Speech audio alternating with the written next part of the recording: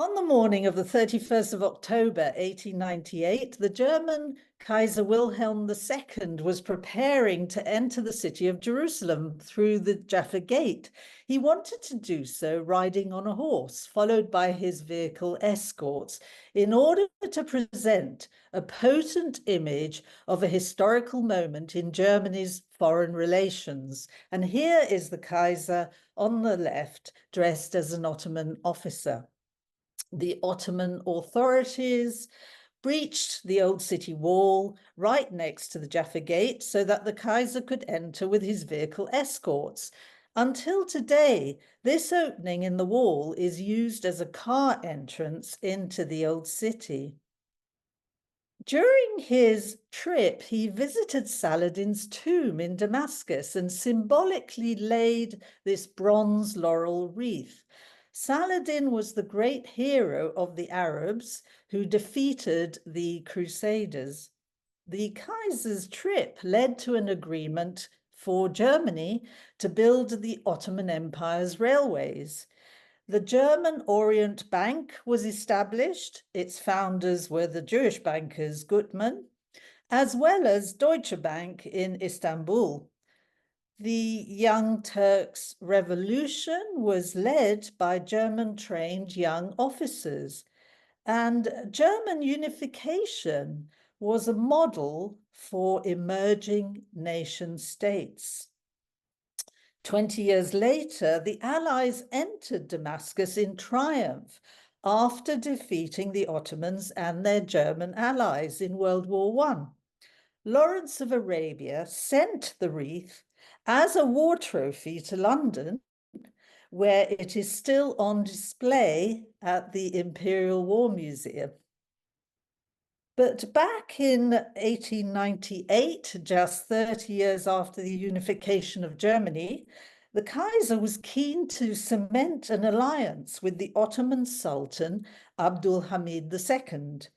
Germany's relationship with the Turks and then the Arabs and Muslims culminated in a Nazi-Arab alliance. And some argue that the path leading to Hitler's 1941 meeting with the Mufti of Jerusalem, which you see here, began with the Kaiser's visit to the Levant. And one can also argue that there is a direct link between the Nazi era and the genocidal ideology of Hamas, as we saw on the 7th of October. It's not easy to define what we mean by Nazis in the Middle East. Few would have been card-carrying members of the Nazi Party in the strict sense of the term. In the Middle East, we find Germans, we find pro-German Arabs and Muslims, we find Italian fascists, pro-Nazi Vichy French. We even find Nazi boots on the ground, for instance, in Tunisia, which came under German occupation for 6 months in 1942. We find Nazi sympathizers, collaborators, and Nazi-inspired ideologues. And we find actual Nazis or ex-Nazis. The topic is huge. German involvement in the Middle East begins with Max von Oppenheim.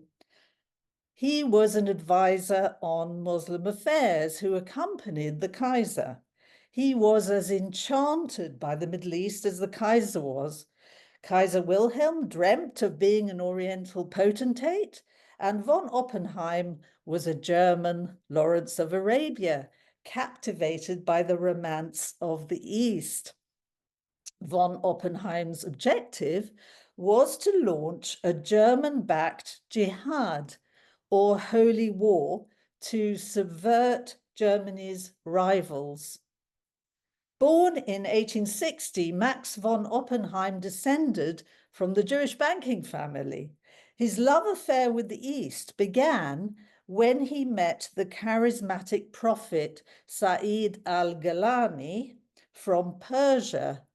And the name al-Gilani might ring a bell with you because his descendant, Rashid Ali al-Gilani, was to launch a pro-Nazi coup in Iraq in 1941. Von Oppenheim was also inspired by the Mehdi, who ruled Sudan for 13 years. The Mehdi had set up a caliphate and was leading a jihad against the British until his defeat at the Battle of Omdurman. Von Oppenheim, like Lawrence of Arabia, was based in Cairo. He wanted Germany to use a pan-Islamic movement to inspire Muslim revolutions in enemy colonies in the event of a European war. And that war came to pass in 1914.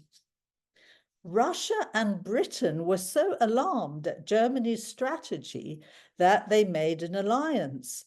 If you ever read the book Greenmantle by John Buchan, you would recall that the protagonist, Richard Hannay, is sent to investigate a German conspiracy to seize the Middle East as a base to conquer Europe.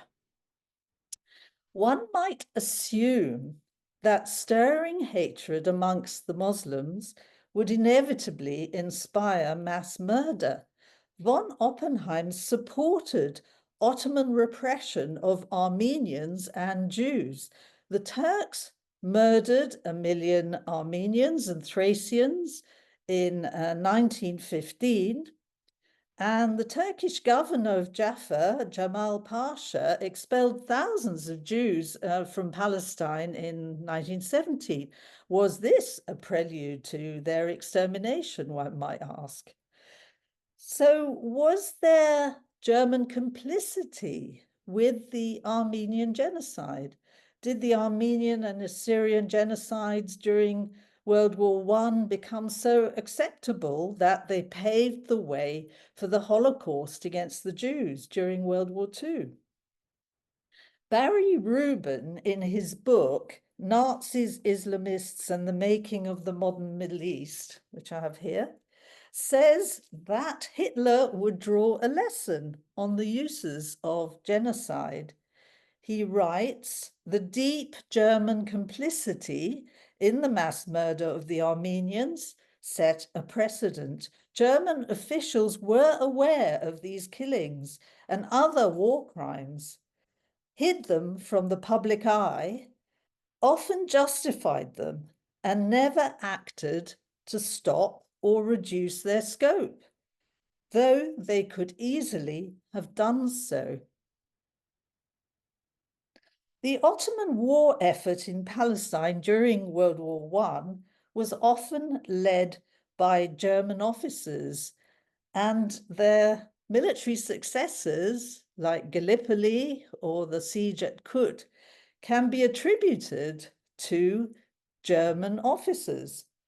For instance, the German General Friedrich Kress von Kressenstein helped direct the Ottoman army in World War I, and he was followed by Erich von Falkenhayn, a Prussian officer who served as the chief of staff of the German army and the commander of the Turkish, Austrian, and German troops during the critical year of 1917. The hourlich and schoolmasterly Prussian General Field Marshal Colmar von der Goltzy, who's on the left here, fought the British in Iraq, and the British suffered 23,000 casualties at Kut, which was besieged for 6 months. And Otto Lehmann von Sanders commanded the Ottoman army against General Allenby in Palestine. He had 40 German officers under him. He masterminded the charge at Gallipoli, the famous victory against the Allies in 1915. General Hans von Siecht was the last Ottoman chief of staff and the first of the Weimar Republic. As we know, the German-supported jihad failed, the Ottomans and the Germans were defeated in World War I, and the Ottoman Empire collapsed. The British successfully raised an Arab revolt against the Turks, and they won over Sharif Hussein of the Hijaz in Arabia with bribes and promises of territory. Germany could only offer continued submission to Ottoman rule. But Germany could cast itself as the true patron of the Muslims and the Arabs, the champion of the downtrodden. And because it did not have colonies itself, Germany posed as an opponent to British, French, and Italian colonialism. Germany's jihadist legacy endured. When the Ottoman Empire collapsed, so did the Caliphate. The Caliphate being this sort of global Islamic state ruled by one man, the Caliph.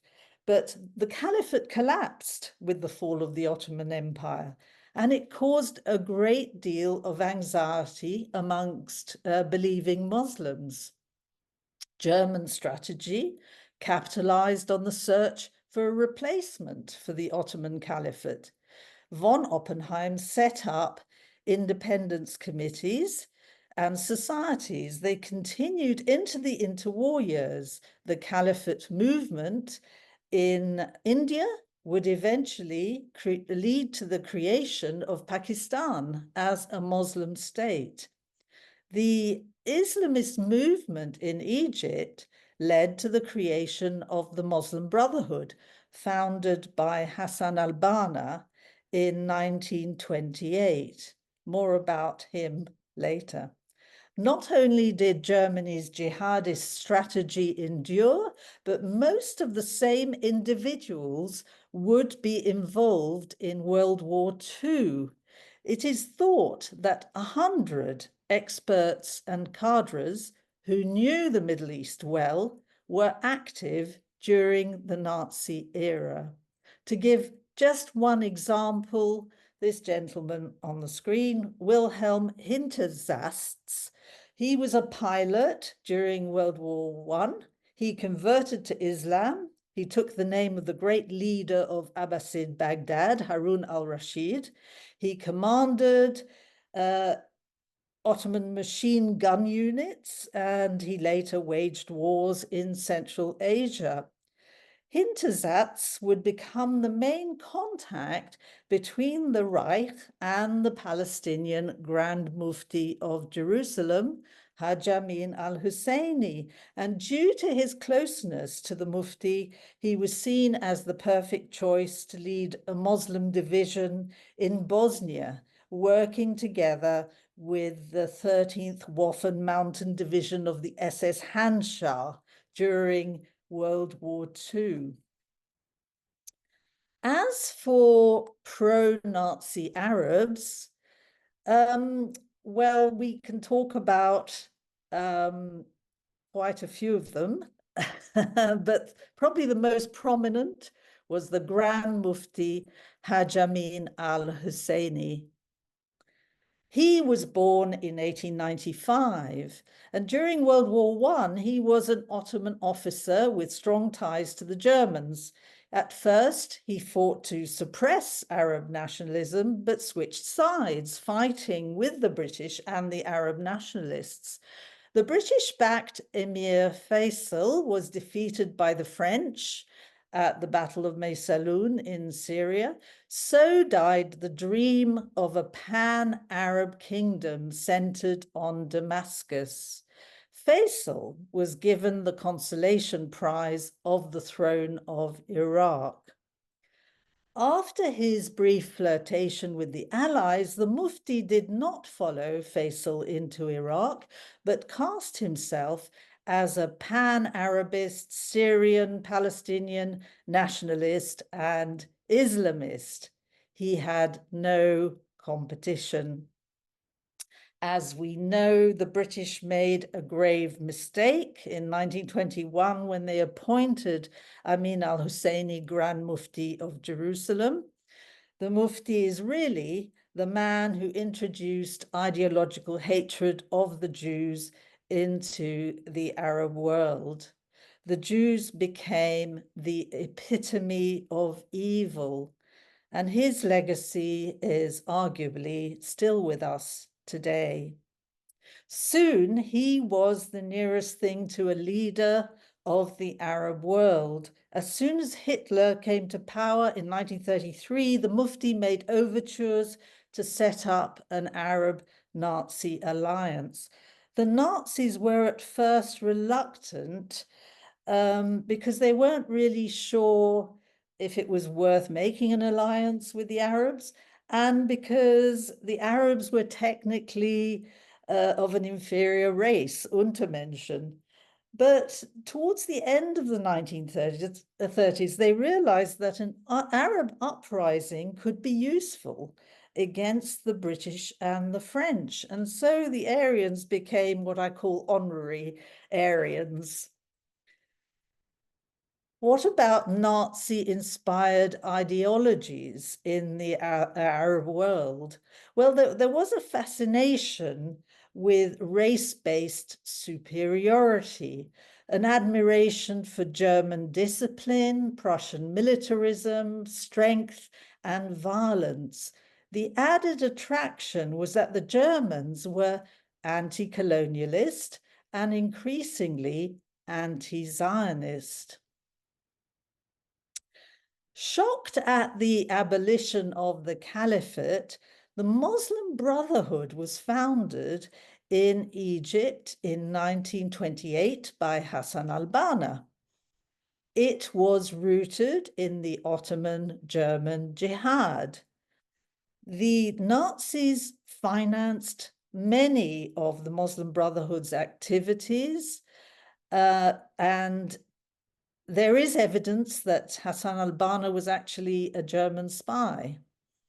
The Muslim Brotherhood promoted violence against Jews and Copts in the 1930s in Egypt. Like Nazism itself, the Muslim Brotherhood was a reactive movement. It harked back to an earlier era of Islamic pride and glory. It was anti-modernity. And who were the main agents of modernity but the Jews? And so Nazi anti-Semitism fitted neatly into their worldview. The Muslim Brotherhood absorbed the conspiracy theories of the Tsarist forgery, the Protocols of the Elders of Zion, which was translated into Arabic in 1925. The Muslim Brotherhood glorified violence, and by 1945, they had 1 million men under arms. Now, the Jews became the epitome of evil, and this was a departure from the traditional Islamic view of the Jews. The Jews had actually been defeated and were not important in the 7th century. But we still have this kind of legacy today because the Muslim Brotherhood is the grandfather of Hamas, of al-Nusra, of al-Qaeda, of ISIS, Boko Haram, etc. There was also Nazi-inspired secular ideologies.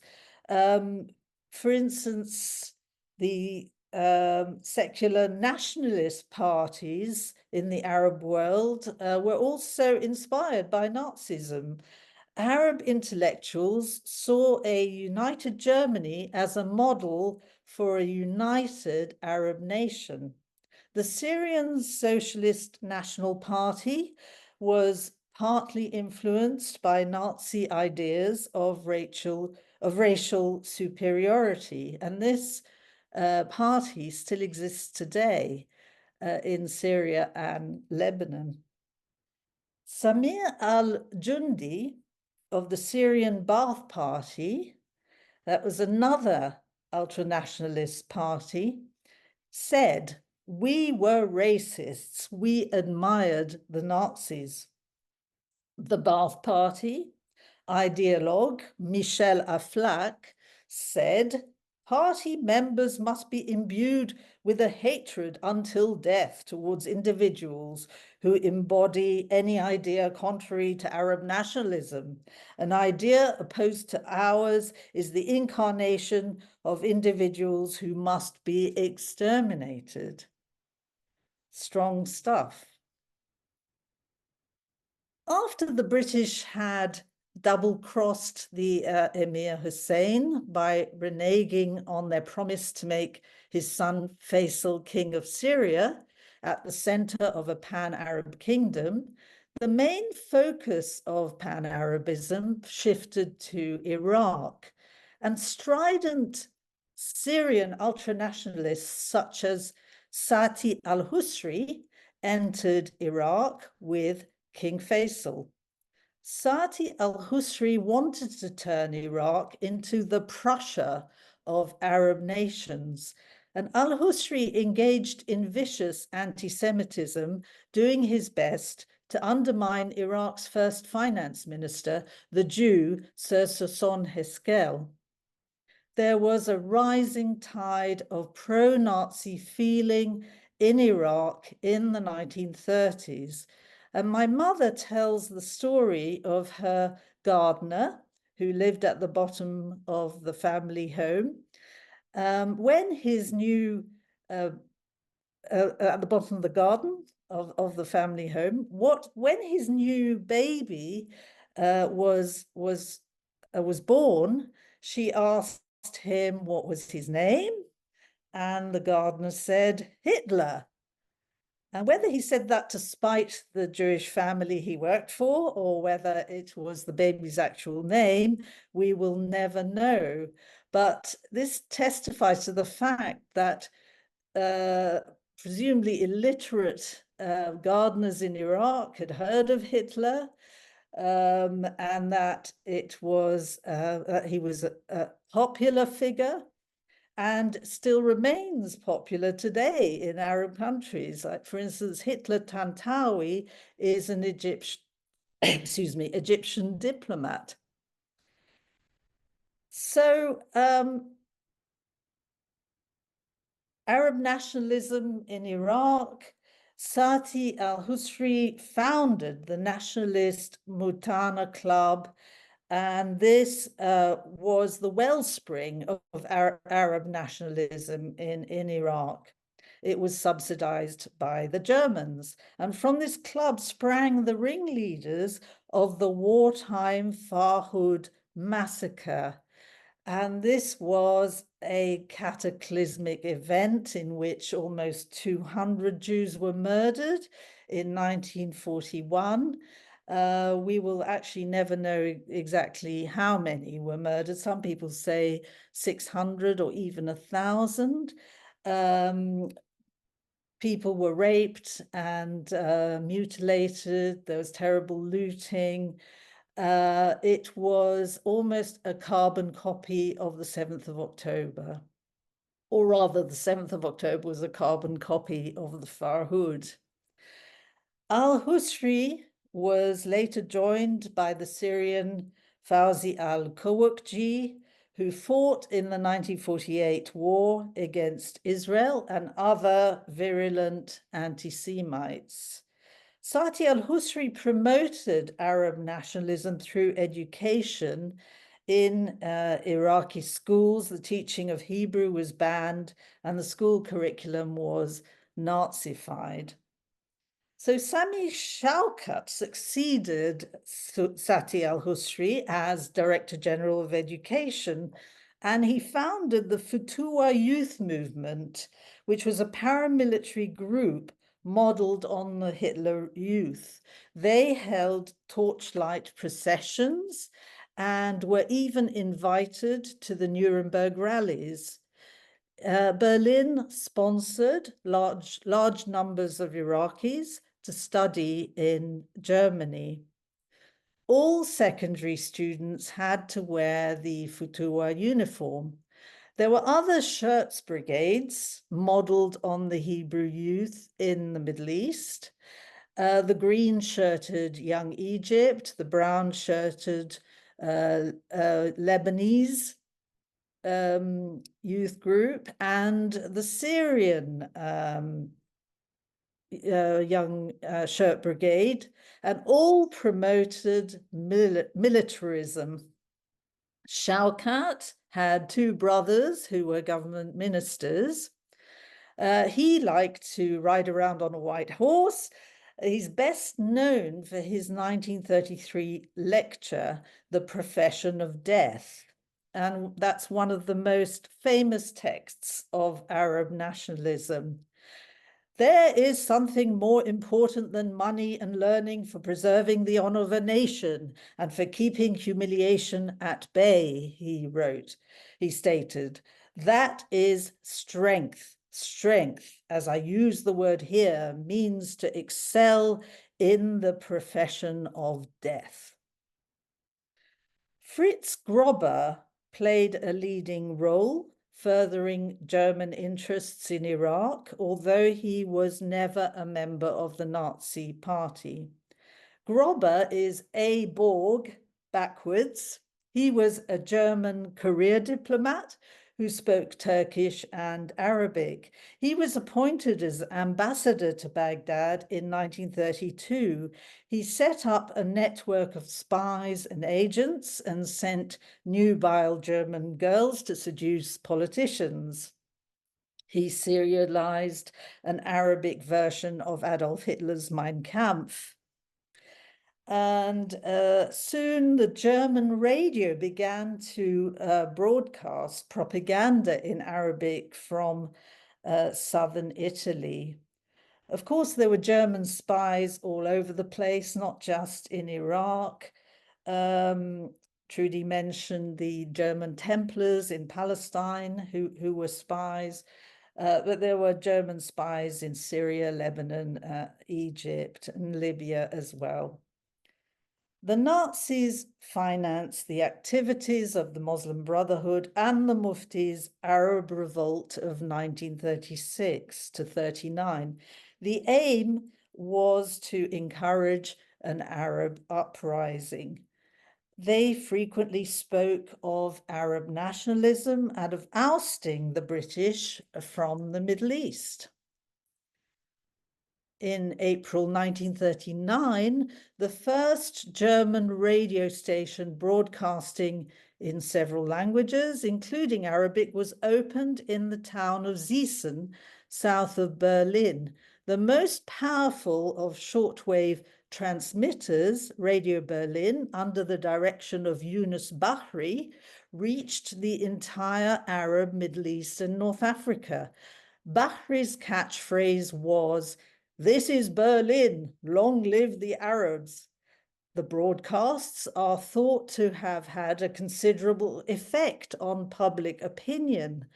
Arabs gathered in coffee houses to listen to Radio Berlin, while Jews preferred the BBC. The effect of Nazi incitement on a mainly illiterate and easily swayed Arab population cannot be discounted. Yunus Bahri was a very interesting character. He was an Iraqi journalist who claimed to have met Hitler in 1931. Constantly on the move, he was a man of many guises. He was reputed to have had 15 nationalities, been married 100 times, and fathered 100 children. He spent the war years in Berlin, and from 1953, he worked for the Cairo propaganda station, The Voice of the Arabs. And this would also broadcast in Persian, Kurdish, and Turkish. What about Nazi sympathizers? Well, for many Arabs, supporting the Nazis was a practical anti-colonial alliance against the British and the French. And the Jews were seen as collaborators with the colonialists. People generally believed that the Nazis would win the war in 1941 and into 1942, and they wanted to back the winning side.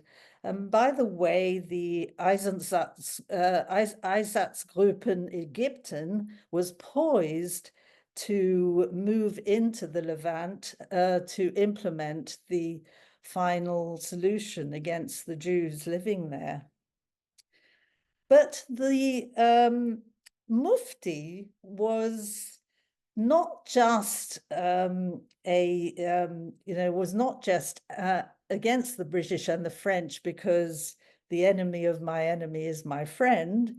I mean, he was not just pro the Germans for that reason. He was an ideological anti-Semite, and he would have stopped at nothing to kill the Jews wherever he found them, as he exhorted Arabs on the radio. And this was proof positive that his anti-Zionism of the 1920s had spilled over into outright anti-Semitism. And most Arabs across the Middle East and even in North Africa wanted the Nazis to win the war. Throughout the Middle East, public opinion was mostly pro-German. The Mufti himself spent 2 years in Iraq after 1939. He arrived with 400 anti-Jewish Syrian and Palestinian supporters. He backed a pro-Nazi military coup by 4 military officers called the Golden Square. The pro-Nazi government was led by Rashid Ali al-Galani, and it was the only Arab regime to sign a treaty with Nazi Germany and declare war against the British. The British forced the Mufti into exile, but not before he had primed the Arabs of the capital together with defeated returning troops to unleash the Farhud massacre of 1941, which I mentioned earlier. And the victims of this massacre were the Jews of Iraq. 4 days before the Farhud, Yunus Bahri made a poisonous broadcast inciting murder of the Jews from the Nazi radio station at Ziesen. And there is now a respectable body of opinion that the Farhud was a Holocaust-related event caused by Nazi incitement.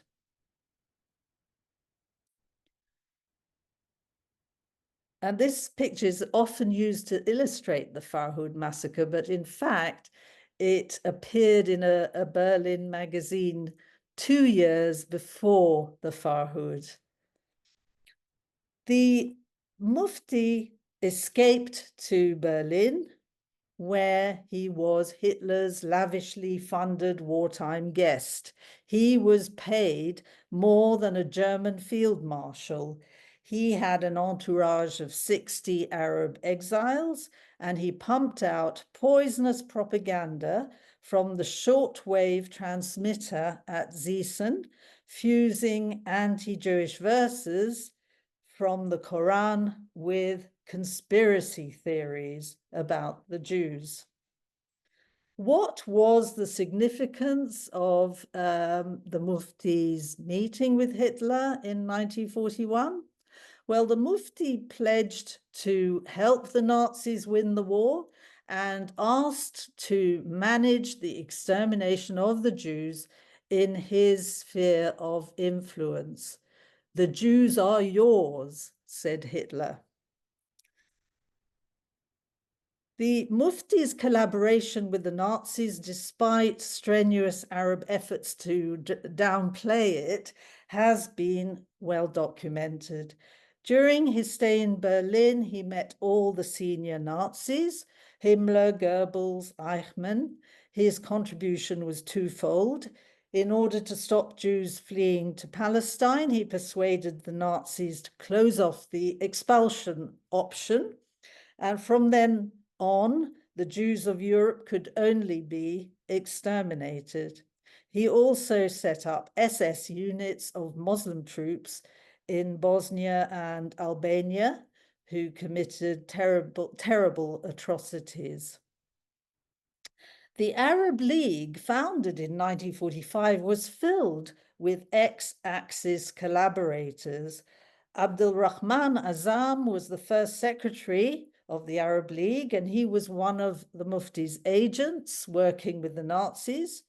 He promised a war of extermination, not seen since the Mongolian massacres if Israel was established. Indeed, the Mufti-inspired Charter of the Arab League would soon form the basis of the League's declaration of war to destroy the nascent state of Israel in 1948. When the war was over, one byproduct was the mass ethnic cleansing of almost 1 million Jews from Arab countries. Arab League states drafted anti-Semitic decrees, eerily reminiscent of the Nuremberg laws, stripping Jews of their rights and stealing their property. The Mufti was, according to the scholar Matthias Kunzel, the linchpin between the Nazis' Great War against the Jews and the Arabs' Small War against Israel. The Mufti's top military commanders in the new war against the Jews were al-Kawakji, Abdul Qadir al-Husseini, and Hassan Salama. They had all been Nazi collaborators. There are reports that the Palestinian Arab forces also had ex-Nazi advisors in the field. The Mufti was, for various realpolitik reasons, never tried at Nuremberg. This meant that, unlike in Europe, Nazi-inspired anti-Semitism was never discredited in the Arab and Muslim world. In fact, the Middle East became a haven for Nazi war criminals. The Mufti found refuge in Cairo. Although he was not directly involved in politics, he remained influential. He helped war criminals settle in Egypt, and he converted them to Islam. The post-war influence of ex-Nazis in Cairo was a contributing factor in extending the Arabs' ideological, territorial, and race war with the Jews into the 1950s and beyond. Adolf Eichmann saw the Muslims as continuing the Nazi struggle against the Jews.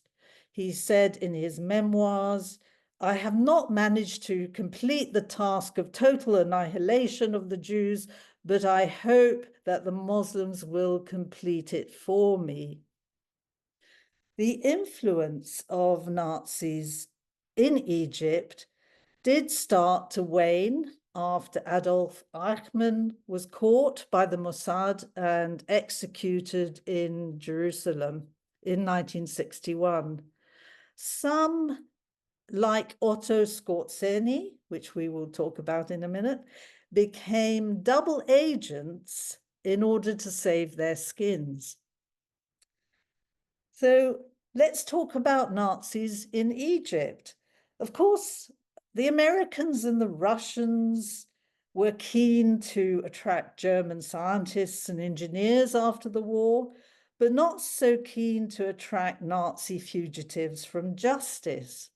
1,000 Nazis escaped to Argentina via ratlines such as Odessa and the Spider, but 4,000 were on the Egyptian government payroll, and not a few converted to Islam. Edna Ansarut Turner was a Jewish girl living in Egypt in the 1950s. She now lives in Montreal, and this is how she described the general atmosphere. A couple of years before we left in 1956, we had moved to Cairo. The main street, Soliman Pasha, was filled with blonde men speaking guttural German who were window shopping. My father was flying back to Egypt. He was very puzzled because the flight was full of Germans. He knew fluent German and chatted with them. They were delighted to meet someone German speaking. He was told they were all agricultural specialists who had been invited by NASA to make the desert bloom. My dad was even more puzzled. So many agricultural specialists. It didn't make sense. He met some of them again on Soliman Pasha, and chatting with them, he figured out they knew nothing about agriculture or the desert. Something didn't add up. Egypt's King Farouk, whose sympathies with the Nazis during the war were well known, was in power until 1952, when the Free Officers' coup led by General Naguib deposed him and he sailed off into exile. 2 years later, Gamal Abdel Nasser took over as president of Egypt. At this point, the mantle of leader of Pan-Arabism can be said to have passed from Iraq to Egypt. Was Nasser a Nazi? Nasser became a member of the pro-Nazi Young Egypt Society. The Second World War and the short period before it fired the spirit of our youth, he wrote, and moved a whole generation towards violence. We do know that he consulted the Mufti throughout the 1950s. His successor, Anwar Sadat, was expelled from the army for his pro-German activities and jailed in 1942. Thinking that Hitler was still alive and living in Brazil, Sadat wrote an open letter to the dictator in 1953. I congratulate you with all my heart, because though you appear to have been defeated, you were the real victor. Jewish organizations and people like David Ben-Gurion certainly made parallels between the Egyptians and the Nazis, although some historians claim they were just being paranoid. Farouk already started collaborating with Nazis to rebuild his war machine after his 1948 defeat by Israel. Farouk was a dissolute monarch. He possessed 1,000 shirts and a fleet of red Bentleys. Interesting aside. Military advisors started arriving. They were not Nazis, but they had fought in the Wehrmacht. They were the direct successors of Germans who had advised and modernized the Ottoman army, but this time they did not represent the West German government. Farouk wanted to create an arms industry.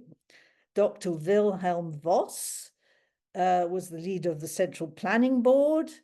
He appeared in Cairo in 1951. He recruited German experts and advisors for the military and armament sector.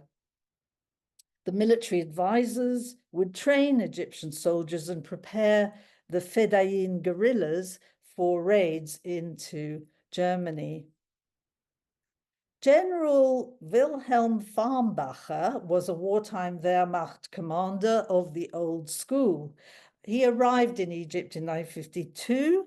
He had held out against the Allies until May 1945, defending the last Nazi stronghold at Lorient in Brittany. It is said that he ground railway sleepers to feed his troops, flowers mixed with sawdust in ever-increasing amounts as food ran out. He served 5 years in jail for disfiguring French property. Here you see him surrendering to the Allies. Willy Messerschmitt, the aircraft designer, produced Egypt's first jet fighter, but Egypt ran out of money and dropped the plan. Gerhard Mertens helped develop paramilitary forces, and he was actually active in training the Muslim Brotherhood. There was a Muslim Brotherhood camp in every university.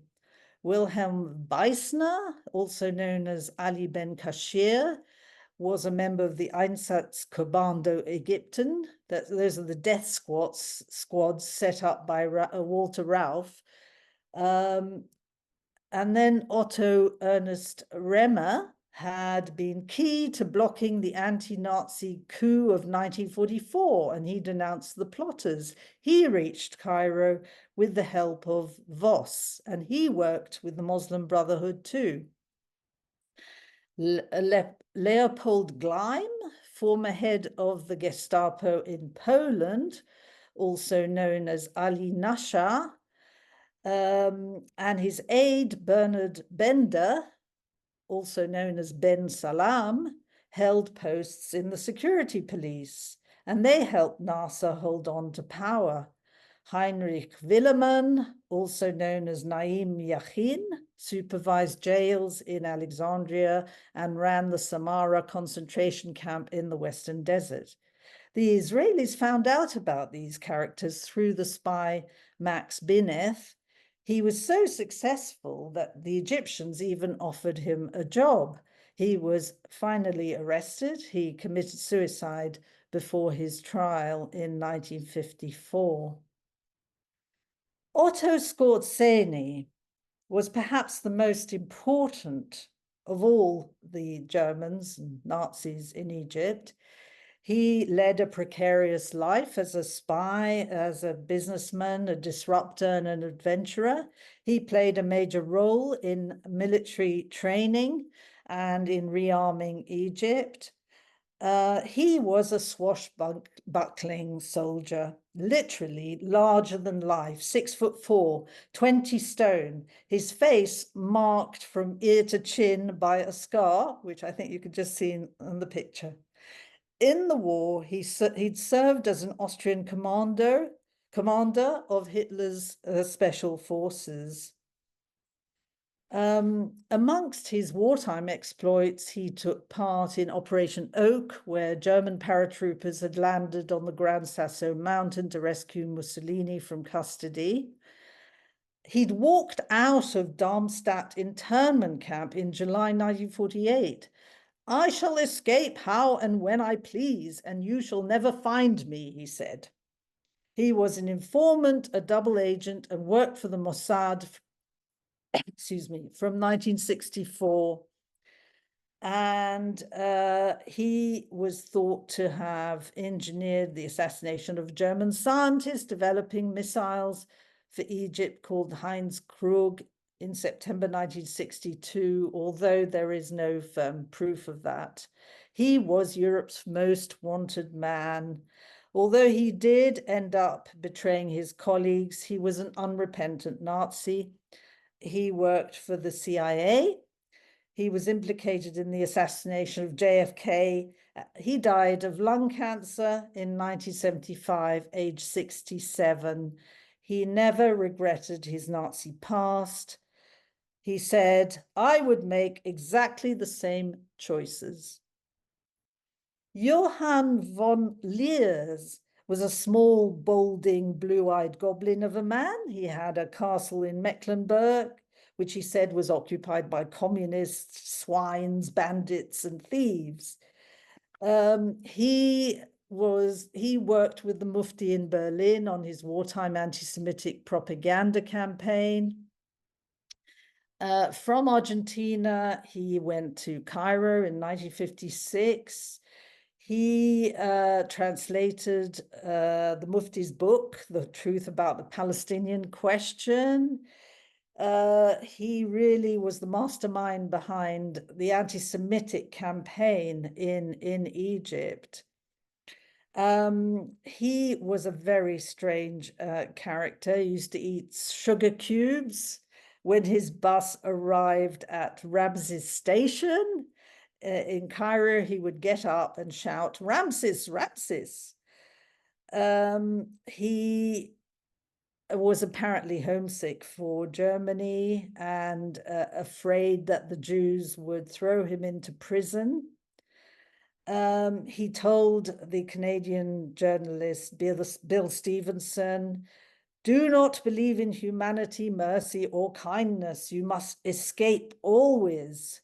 And this is what he said about Israel. "Israel is abnormal, not big enough or fertile enough to supply millions of Jews. It must go. It causes trouble. Zionists are responsible for most of the world's press attacks on Nasser and Egypt."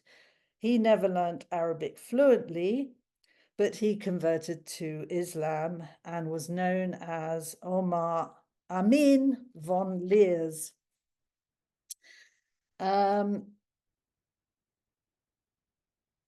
After the Suez Crisis in 1956, Nasser expelled all the French and British citizens in Egypt as retribution for the British, French, and Israeli attack on the Suez Canal. But he also expelled thousands of Jews, even those who had Egyptian or other citizenship, although they were not Israelis. And Jews were subject to oppressive legislation, economic strangulation, dispossession, detention, torture, and deportation. How far did the Nazis have a hand in the expulsion of the Jews? Well, the secret police was modeled on the SS. The economic department had a Jewish section, and we know that it drew up an inventory of Jewish property even before Suez. The Nazis held key security posts and even ran internment camps. Bernard Bender ran an interrogation center on a disused cargo ship nicknamed the Floating Hell. He was behind 5 internment camps, one of which was modeled on Dachau's Block 10 sterilization unit. Even before the expulsion, the family of Edna Ansarut Turner was made aware of just how dangerous Egypt was for Jews by none other than the Swiss ambassador to Egypt, who was a personal friend of her mother's. Edna told me this story. When the Swiss ambassador saw her, he gasped, "Madame Ansarut, que faites-vous encore ici? Le pays est plein de nazis. Otto-Skorzeny est ici. Voulez-vous finir en abat-jour? Partez, partez au plus tôt. Mrs. Ansarut, what are you still doing here? The country is full of Nazis. Otto-Skorzeny is here. Do you want to finish up as a lampshade?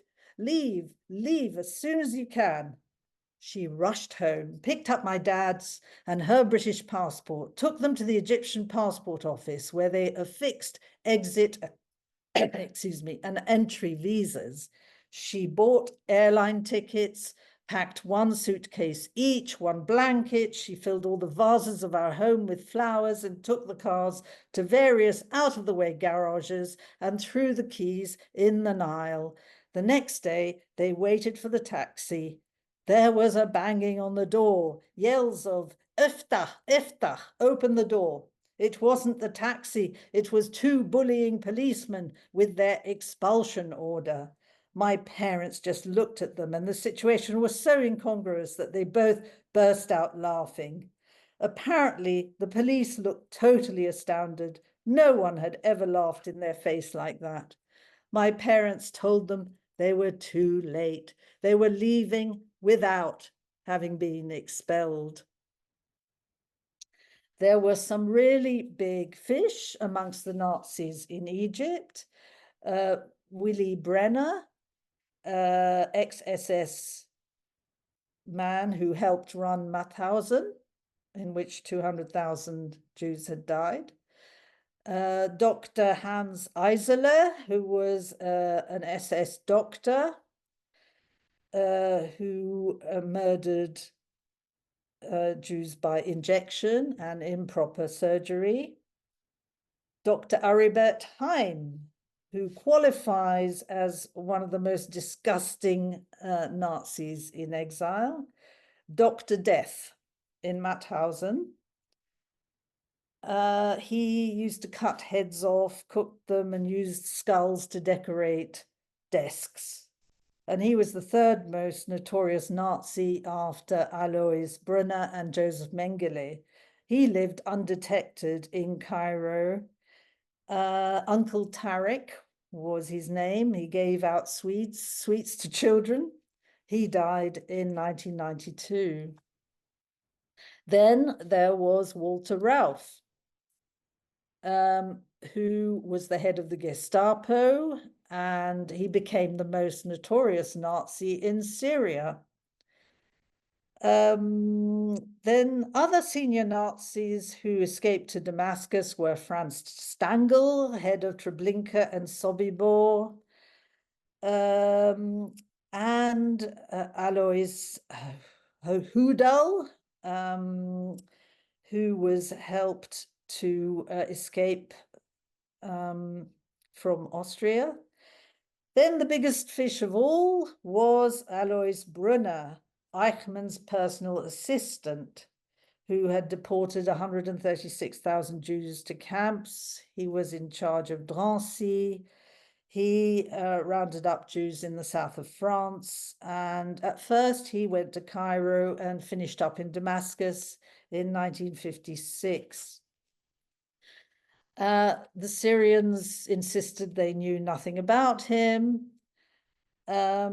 He was badly injured but survived a letter bomb in 1977. He said of the Jews he had killed, they deserved to die because they were the devil's agents and human garbage.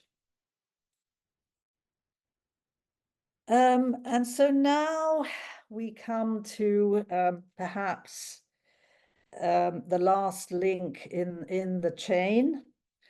Hamas was only created in 1987, but it was created as the Gaza branch of the Muslim Brotherhood, which of course goes back to the Nazi era.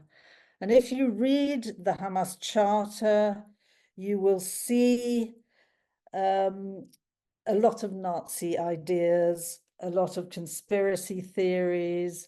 You know, the Jews are the epitome of evil, they're power hungry, they're money grabbing, all straight out of the protocols of the Elders of Zion.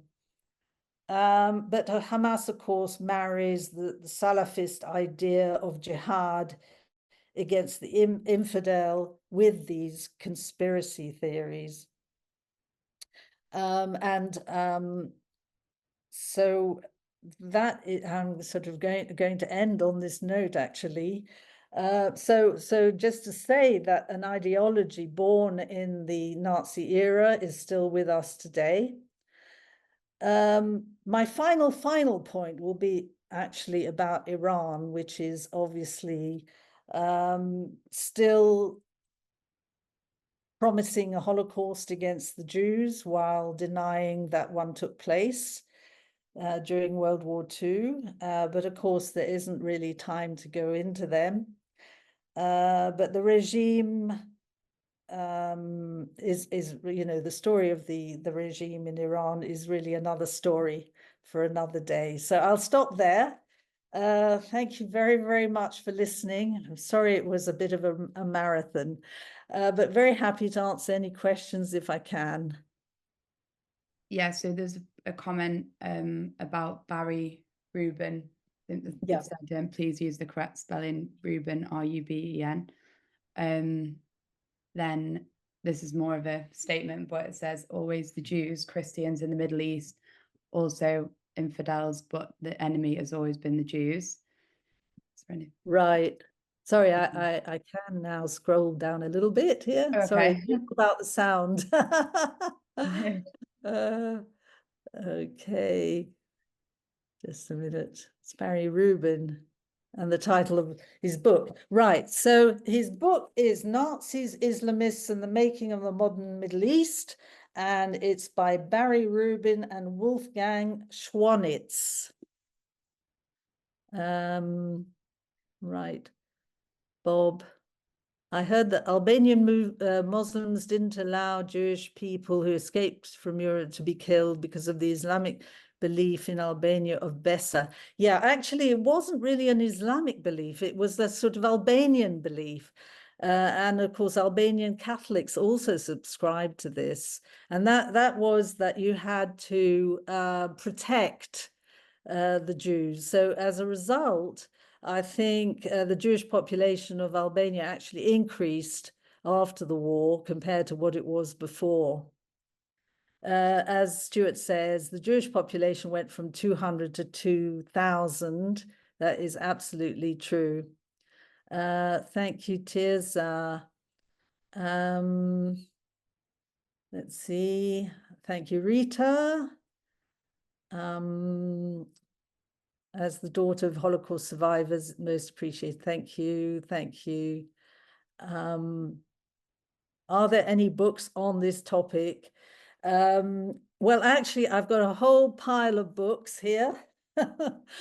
Knew you'd ask that. It's really very difficult to know which ones to recommend, but I think you should start with Barry Rubin's book because he kind of traces the Ottoman jihad right through to the Nazi era and beyond, and the connection between the Islamists and the Nazis. I think it's a very comprehensive book. Yes, this has been recorded. Is it any wonder that the world view still disapproves of the Jews? Well, I don't know if my talk is connected to to the world disapproving of the Jews. I'm just hoping to cast light on the truth. Thanks to Lauren and Karina. Yes, I second that. Thank you. Barry, I grew up in Rhodesia and we had several Jewish families in Salisbury. I wonder how many Jews came to Rhodesia. Thank you very much, Barry and Myrna. Thank you. You look forward to more lectures. Well, I've got another one coming up next week. This is on the exodus of the Jews from Arab countries. Is that the last one? Oh no, there's how do I access the recording? Well, there's a whole library of recordings. I think you just need to go to the Lockdown University website. Sorry, it's a bit stuck here. Are there any more, Georgia? I think that's the last. That's it. That's the Okay. last question, yeah. And I think you get a login. It's just someone saying. Okay. Oh, I think there was just one comment from Sarah. Thank you very much. Thank you. I'm not sure whether it's done me any good sitting in Tel Aviv. Yes, it's a bit depressing. I'm sorry to have depressed you. Anyway, okay. Well, thank you so much, all of you, for listening, and hope to see you next week.